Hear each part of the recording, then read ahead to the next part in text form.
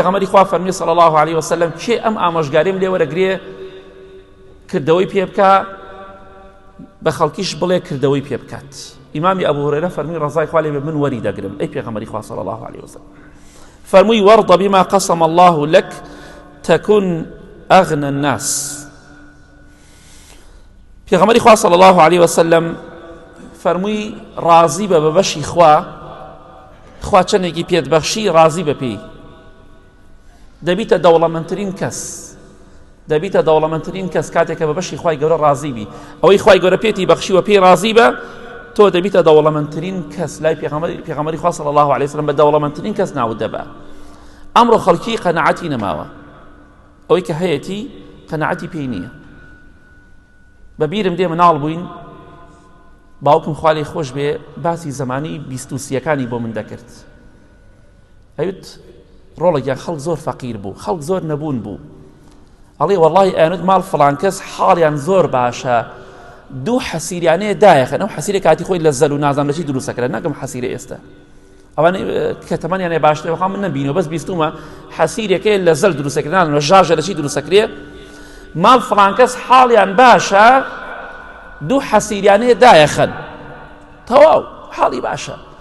ئەیوت ماڵ فڵان کەس حاڵیان باشە، سێ مریشکیانەی هێلکەکەیە خۆن، هێلکەکەی بەکاردێن بخوانەی خۆن، حاڵیان باشە دەخوا بەزێت. ئەو بابا پیری ئێمە بوو، شەواڵی دڕاو، شەواڵی پیناوی، جلوبەرگی دڕاو.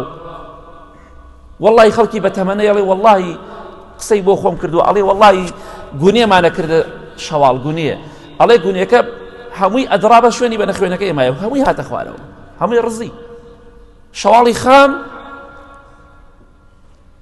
هەموو کەسێک نەیتوانێ بیکڕێ. باسی 50-60ەکان ناکەم، باسی پێشترەکەم کە باپیری ئێمە بوونە خوا لیان خۆش بێ. کەواتە ڕازی بە بۆ بەشەی خوا.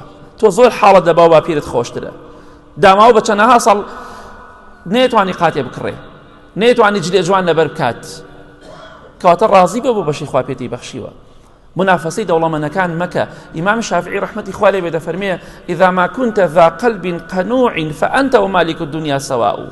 ئەگەر تۆ خاوەن دڵێکی بە قەناعەت بی، ئەوە تۆ لەگەڵ پاشاکانی دنیادا یەکسانی، لەگەڵ پاشاکانی دنیادا یەکسانی، چونکە خاوەنی قەناعەتی. بۆیە قەناعەتمان بەو بەشا بێ خوا پێمانی بەخشیوە. ئەوانەی کە تەمەنێکیانەیە زیاتر شتیان بەبیر دێ، خەڵک چەندێ نەهامەتیە بۆ بە 4-5 ماڵ لە خانوویەکە بتوانای نەبوو کەسێک خانووی بۆ خۆی بکڕێ. هەنێکمان بینیمانەوە، هەنێکشمان بیستومانە. بەو بەشەی خوا کە پێتی بەخشیوە بەردەوام بڵێ الحەمدولله، الحەمدولله، خوایان سپاس بۆ تۆ. گرنگ ئەوەیە وەک دوێنێ باسمان کرد، ئینسان لە دەرد و بەڵا بەدوور بێت، خۆی تووشی بەڵا و وەی و کێشە مشکیلە نەکات. ئەمە تۆ بتەوێت منافەسی دەوڵەمەندەکان بکەی، بەخوا دەوڵەمەندەکان با پێ بڵن زۆربەیان حاڵن تۆ خراپترە، ڕاستەکی پارێ هەیە بەس ناتوانێ بیخوا. ئیمامی عەلی ڕەزای خوا لێ بێ دەفەرمێ دەوڵەمەند لە دنیادا وەکو فەقیر ئەژی، لە قیامەتیش وەکو دەوڵەمەند محاسبەی دەکرێت، چونکە ڕەزیل و چروکە، هەم لە دنیادا هەژار و داماوە هیچ ناخوات. کەواتە ڕازی بە بۆ بەشەی کە خوا پێتی بەخشیوە دەبیتە دەوڵەمەندترین کەس.